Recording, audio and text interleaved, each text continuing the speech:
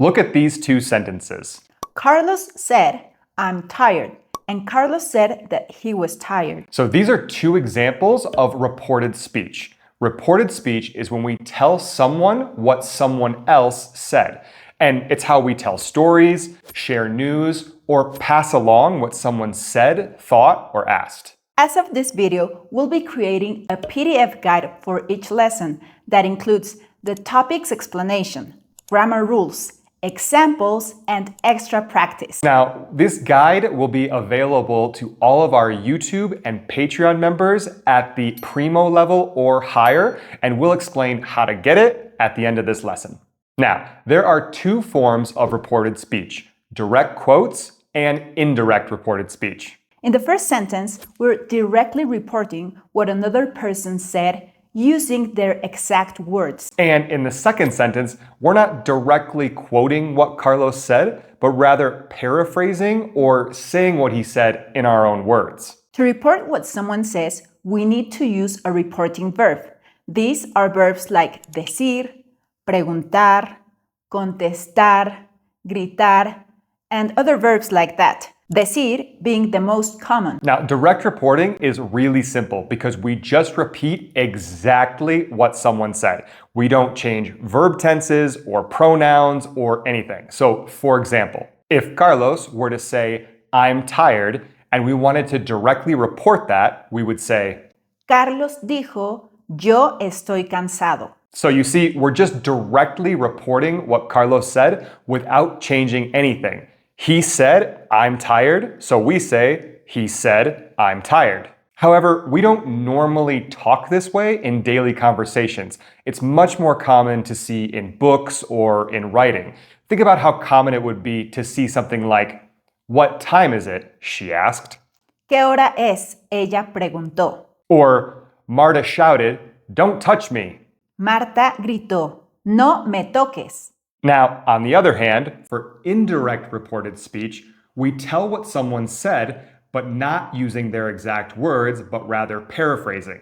Now, to do this, we need to make some changes to our verb tenses, to the pronouns, and add a K. Now, I know that sounds really complicated, so let's see an example to illustrate this pattern. Now, if we were to go back to our original example, if Carlos were to say, I'm tired, instead of saying, Carlos dijo, yo estoy cansado, it would change to Carlos dijo que él estaba cansado. So notice here how we changed both our verb tense and our pronoun to go from a direct quote to indirect reported speech. So we changed I'm tired to he was tired.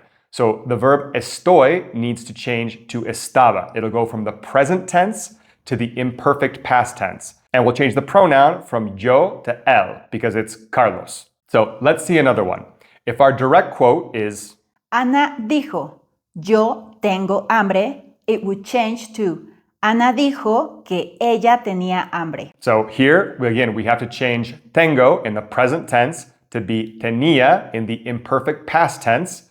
And then our pronoun will change from I to she, yo to ella, because it's Ana said. Now, the trickiest and most difficult part of reported speech is learning how to change these verb tenses. Also, a big rule is that we only change these verb tenses when the reporting verb is in the past tense. So when we say she said, or he commented, or they asked. But if the reporting verb is in the present tense, like he says, or she comments, or they ask, then the original verb usually will stay the same.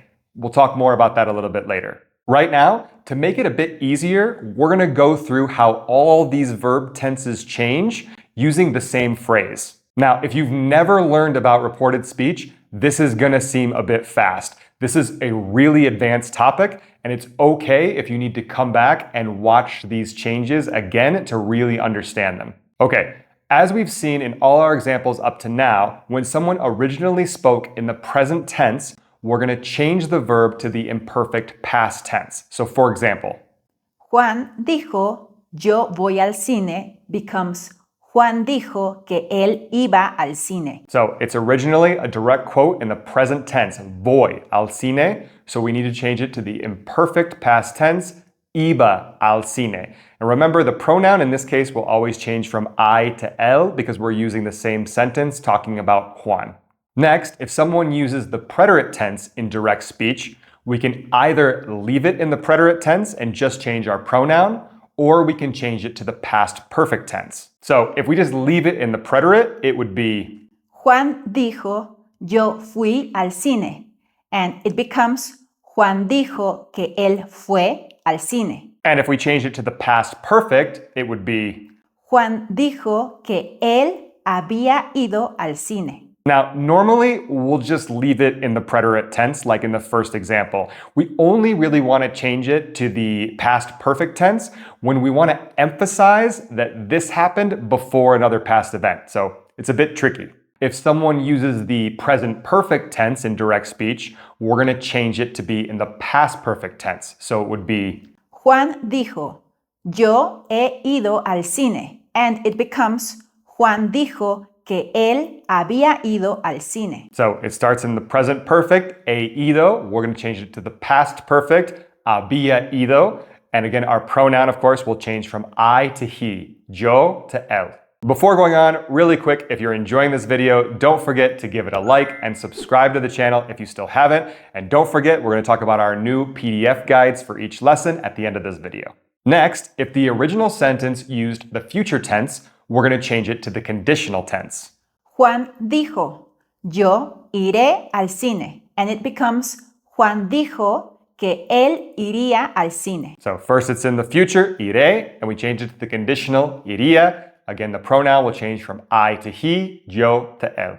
Commands are a little bit trickier because they're going to change to the imperfect subjunctive, but also we're not going to change the pronoun in this case. So for example, Juan dijo, tú ve al cine. And it becomes Juan dijo que tú fueras al cine. So the command ve becomes the imperfect subjunctive fueras, but in both cases our pronoun is tú. Now, there are two instances where we won't change these verb tenses. And the first one is when the reporting verb is in the present tense. For example, Ella dice, estoy feliz.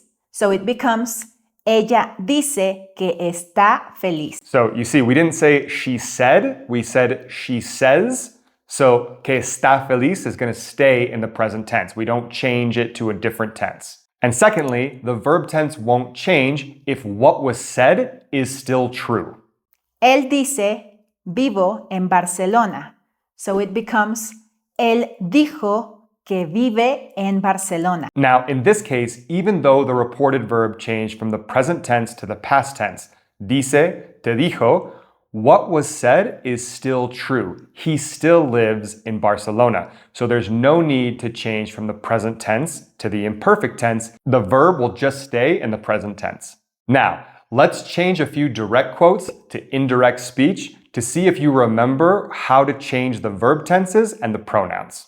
So how would you change this quote to indirect speech? Ellos comentaron, fuimos a Japón.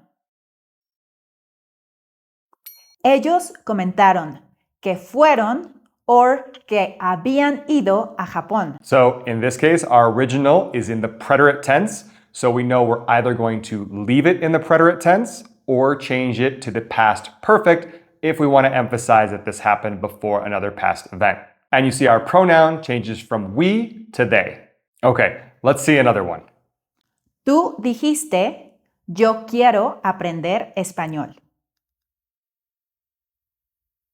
Tú dijiste que tú querías aprender español. Okay, so our original is in the present tense, quiero, so we need to change it to the imperfect past tense, querías, and the pronoun I will change to you. So yo will change to tú. Okay, let's see one more like this. El jefe ordenó, entreguen el reporte en mi oficina. El jefe ordenó que ellos entregaran el reporte en su oficina. Okay, so our first sentence is a command. So we change commands to the imperfect subjunctive. So entreguen becomes entregaran. And we won't change our pronoun in this case. Entreguen is a command for multiple people, so it will be they, ellos. Okay, Now, let's see a few examples where we'll change indirect reported speech to direct quotes. So, how would we say, Diana comentó que no le gustaba la comida picante. Diana comentó, no me gusta la comida picante. So here in our indirect speech, we have gustaba in the imperfect past tense. So the direct quote needs to be in the present tense. So gustaba will change to gusta, and then we need to change our subject from her to I. So in this case, with gustar, which is a backwards verb, it will go from le to me. La madre ordenó que ella se lavara las manos antes de comer. La madre ordenó, lávate las manos antes de comer. Okay, so in our direct reported speech, we see we have the imperfect subjunctive. So we know in the direct quote that we're going to have a command. And our pronoun will change from she to you. El profesor preguntó si él había terminado su tarea. El profesor preguntó, ¿has terminado or terminaste tu tarea? So our indirect reported speech has the verb in the past perfect tense, había terminado. So we saw from our verb tense changes that we need to either change it to the preterite tense or to the present perfect tense. And then our pronoun will change from él to tú. Now, we know how complicated this topic is, especially with these verb tense changes. So don't feel bad to go back and watch those rules and how to change the verb tenses over if you need to. Our advice would be to master the first one, where the present tense changes to the imperfect tense.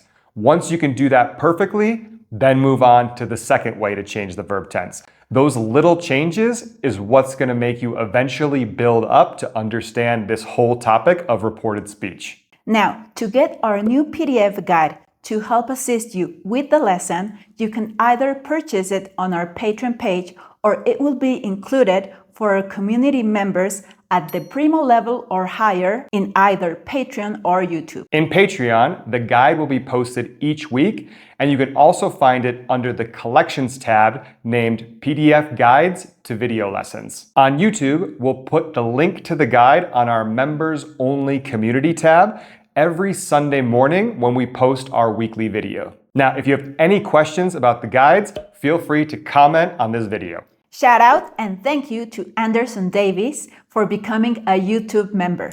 Gracias, amigo. Now, watch this video to keep improving your Spanish. Until next time.